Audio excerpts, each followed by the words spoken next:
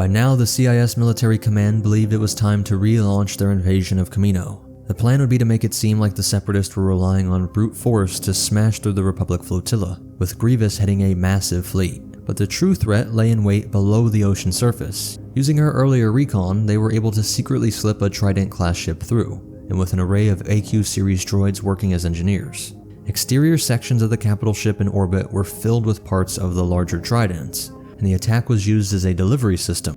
As the Republic ignored the falling debris, Ventress and her team went to work quickly reassembling these units. Ventress had studied the blueprints of Taipoka City, and she knew exactly where to strike, the chamber housing the clone DNA templates. Kenobi was the only one to sense something was off with the superficial appearance of the CIS invasion, and investigated the area where most of the debris was concentrating. Seeing the finalized drilling assault craft just moments before they burst through the surface, the platforms were taken by storm, thousands of clones were killed in their artificial wombs, and dozens were falling to the blaster fire from aqua droids stomping across their homeworld. In the rush to address this threat, it provided an opening for Grievous and another wave of forces to land, and as they pressed through the halls, they crossed paths with Ventress.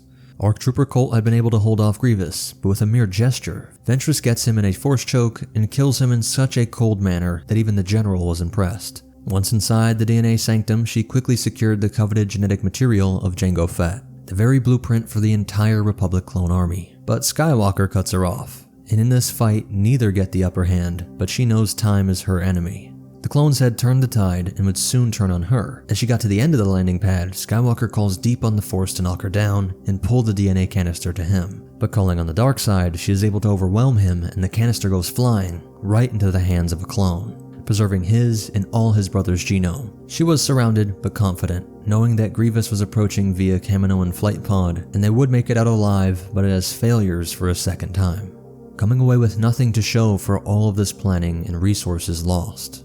In response to these failures, she was passionately diving deeper into the Sith arts, working physically and metaphysically to understand how to better wield the dark side. Ironically, this is what would finally put an end to her life as a Sith acolyte. Sidious could sense her growing power and knew she could not remain as a weapon in Dooku's arsenal.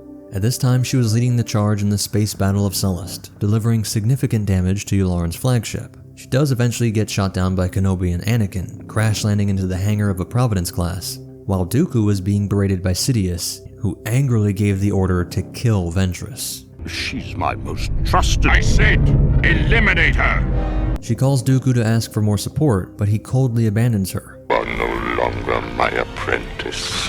And while the Jedi were on her tail, seconds later she's in a duel for her life, making sure to use tactical retreats to negate their advantage and fight one-on-one. But when she is force pushed into her own ship and seems pinned, like a wild animal, she unleashes all her hate. Her past of constant betrayals and this anger gives her enough power to force choke two of the greatest Jedi in the galaxy. They are held up for what may only be seconds, but this is an eternity if you realize just how hard this is to achieve. There is a reason Force wielders cannot just end all fights like this, and shows how deep her pain was, alchemically converted through the dark side into raw power. It was only the barrage from the Requisite class that knocks them free. They take this advantage and push her, an exhausted acolyte, to the point that she loses a blade, and this time a damaged hyena bomber puts an end to the fighting. Exploding in the hangar, both Jedi and assassin just hope to flee, as the capital ship barrage continues. She pushes her damaged craft, barely scraping free before the Providence erupts in a massive explosion. Long after the fighting came to an end, the battered remnants of Ventress's vessel, along with her seemingly lifeless body, were eventually stumbled upon by the Raider, a salvage ship whose crew was well practiced in sifting through the remnants of space battles. Her fan-blade starfighter, which was considered a rare and valuable find, was quickly hoisted aboard as a trophy, and they extracted the semi-conscious Ventress, intrigued by this lone survivor of such a massive battle. When she came to, she tried ordering this motley crew to take her to Dathomir, and when they laughed at her boldness, she effortlessly closed their throats and let them writhe on the floor as their consciousness faded into oblivion. Aboard of all things a dusty old scrapper ship, this once warlord, Dark Acolyte assassin, a supreme leader in the CIS, with vendettas against everyone from pirate gangs to the Jedi Order, thinking back on this long, bloody, and pointless history, she was again battered and alone. She decided to give it all up and return to her homeworld, and just as she touched down, she was met by weapon-wielding Nightsisters, but Mother Talzin quickly intervened.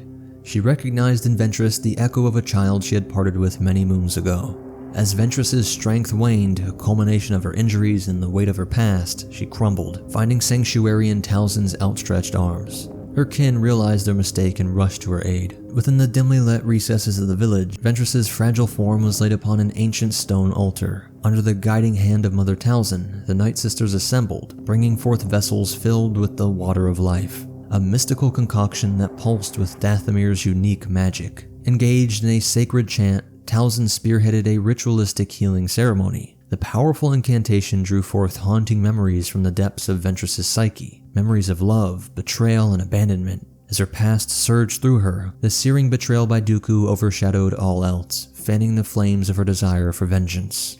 Though we must be suspicious of this change, from a resigned Ventress to one who is now passionately wanting revenge, through a ceremony in which Talzin orchestrated.